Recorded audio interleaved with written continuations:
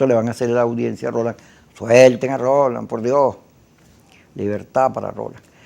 Entonces ayer digo que toda la semana voy a ponerme guayaberas. Esto cuando llega en serio. Y la guayabera, se me olvidó la guayabera. Qué desastre, Dios mío. Mire, si usted cree que yo tengo razón en algo, usted ve este programa y dice, me gusta lo que dice Kiko, no me tome en serio. Que la verdad que yo no confiaría en mí. Comienzo diciendo esto porque me acordé de unas cosas. Estoy viendo que Johnny Depp se está divorciando de pues una catirita bellísima. Yo vi un programa donde le regaló un Mustang que yo lo hubiera querido tener para mí, bellísimo. Y se trataban así, ay, mi amorcito lindo, ay, mi amorcito lindo. ¿Tú te casarías con Johnny Depp si te regala el Mustang? Sí. Claro, okay. Ya, eso se me quitó. Si el amor es puro. Y trae un Mustang. Y tiene un Mustang yate. Mira, Pedro Pablo es nuestro invitado de hoy, Pedro Pablo. Perucho Fernández, mira, Pedro. Entonces, el divorcio es, no, la mujer dice, él me pegaba con una cadena cosas horribles. Y él, no, esa bicha, cosas horribles. Entonces, todo el mundo, ahí no está ganando ninguno de los dos. Entonces, yo veía la película y decía, esto es como la oposición. Hace rato que la oposición debió divorciarse. El lado radical del lado democrático. Debieron divorciarse. Porque los dos, no, que la culpa de las derrotas es tuya, no, tú fuiste el culpable. No. Y en aquella echadera de dedo, ambos han destruido la opción oposición y la han vuelto ineficaz. Tanto es así que ayer contaba Luis Vicente León que en las encuestas la gente dice, el gobierno, 72 quiere que el gobierno cambie, pero 82, 10 puntos más, quiere que la oposición cambie. Entonces, yo creo que ahorita, con esto de la carta y el tema de las sanciones, es la oportunidad perfecta para el divorcio, porque ese divorcio hay que hacerlo. El sector extremista de la oposición y el sector moderado democrático no tienen nada que ver. Lo único que medio los empareja es Maduro, su rechazo a Maduro, pero desde el punto de vista conceptual, esa gente piensa muy distinto a lo que pensamos los sectores democráticos. Y yo cada vez que los oigo, más quiero a mi perro, porque los discursos de violencia, fíjate, la lucha de clases, que está en el Manifiesto Comunista de 1845, es el discurso de ese sector de la oposición que dice, ahora que Maduro se movió hacia el centro, que está buscando salir de la crisis, porque no le tiene más remedio, porque si no pierde, entonces este sector, el odio es su convocatoria. No, a Maduro ni agua, el que hable con Maduro es un traidor, no sé qué cosa, pero ese es un sector que se niega por personalidad a ver sus errores, no corrige, nunca acepta sus culpas, porque ese es un sector que poco debate, poco discute, porque es autoritario, y el autoritarismo es así. Yo vi un video tuyo extraordinario que me encantó, te felicito, llamo a todos a que los vean, ¿cómo que se llama? Es un podcast, Realpolitik se llama, un podcast que está en mi canal de YouTube. Ajá, donde tú explicas este tema de este divorcio necesario, sobre el tema de las culpas, y te metes bien ahí. Te lo pongo así pues para que entre. Mira, sí, te agradezco la cuña que me haces al podcast. El podcast que estamos haciendo, que se llama Realpolitik, es un esfuerzo por hacer un poco de pedagogía política.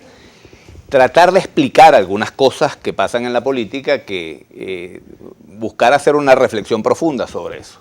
Es un podcast hecho para gente que no es político, pero que se interesa por lo que está pasando en el país y por toda la situación que estamos viviendo. Y el último episodio que estábamos haciendo referencia un rato antes del programa, hablo sobre la desesperanza aprendida. Es un poco el sentimiento de desesperanza que hay hoy, que está reflejado en las encuestas. 78% rechaza el gobierno, pero 80% rechaza también a la oposición. Es decir, tenemos un país que está rechazando al liderazgo político general. Hay una orfandad de liderazgo político y eso es gravísimo para un país. Pero este episodio de la desesperanza aprendida, básicamente lo que habla es de ese concepto que lo desarrolló un profesor llamado Seligman, que hizo un experimento con perros, que es interesante que podamos hablar de esto con los que nos están escuchando, para entender por qué ese estado de resignación en el que estamos, como que no hay nada que hacer. Él puso 2 grupos de perros en unas jaulas con unos arneses electrificados. Y a los perros, cuando sonaba una campana, unos segundos después venía una descarga eléctrica. En una de las aulas los perros podían darle una palanca, que si le daban a la palanca con la pata bloqueaban la descarga eléctrica. Y los perros pronto aprendieron a darle con la pata a la palanca. En lo que sonaba el pito, le daban a la palanca y bloqueaban. En el otro, los perros no tenían nada que hacer. Por más que hicieran lo que hicieran, siempre tenían la descarga.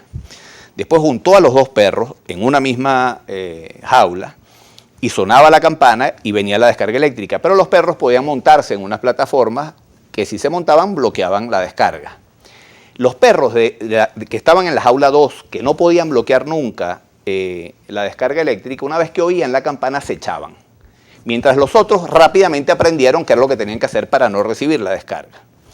Eso es lo que él llama desesperanza aprendida. Es decir, después de muchos esfuerzos por evitar algo, por tratar de lograr un objetivo y que termina convirtiéndose siempre en fracaso, termina generándose la sensación de que no hay nada que hacer. Y lo interesante del experimento era que los perros que habían estado en la segunda jaula ni siquiera eran capaces de ver lo que hacían los otros para evitar la descarga. Ellos oían la campana y se echaban. Es un poco lo que está pasando con nosotros, que queremos cambiar este gobierno, y sentimos de alguna manera que ya se intentó todo. Se intentó la abstención, se intentó votar, se intentó las guarimbas, se intentó paro petrolero, se intentó todo, y estamos en una suerte de, bueno, no hay nada que hacer, de esto no vamos a salir nunca. Este episodio del podcast es un intento por explicar que no es que se ha intentado todo y que todo ha fracasado, es que se ha intentado todo mal, con errores, con incoherencias. Tú hablas de los errores. Sí. ¿Cuáles son los errores que se han Mira, cometido? el primer error de todos es que el liderazgo político no haya entendido que hay objetivos superiores que tenemos que alcanzar. Que los objetivos individuales, particulares, las aspiraciones de La cada vanidad uno humana. pueden ser importantes en la aspiración de cada quien, pero no puede estar por encima de una necesidad del país de que nosotros logremos salir de esto, superar la crisis política, la crisis económica y la crisis social. Entonces, dentro de la oposición, cada uno de los líderes tiene como estrategia o como propósito cómo su liderazgo se impone por encima de los demás. Es decir, cómo yo me convierto en el líder de la oposición en general. Entonces empiezan a competir los liderazgos entre sí. Y a chustearse. Claro. Entonces tú tienes a María Corina que con un discurso radical busca acercar a los electores radicales y convertirse ella en la líder de la oposición, pero el otro tiene una estrategia distinta y cada uno va teniendo su propia estrategia. El gobierno, que hoy es minoría, tiene una estrategia común, tiene una sala situacional que funciona, todos son disciplinados con esa estrategia y tienen una sola estrategia. Del lado de la oposición hay muchos líderes que compiten entre sí para ver quién predomina por encima de los demás. Entonces es una competencia hacia adentro, no es un esfuerzo de articular todos los esfuerzos para lograr el objetivo común que es salir de esto. El gran pecado de la oposición es el no entender que los intereses de los venezolanos, de los 30 millones de venezolanos, tienen que estar por encima de la vanidad o de la aspiración o del interés de cada uno de ellos o de sus partidos.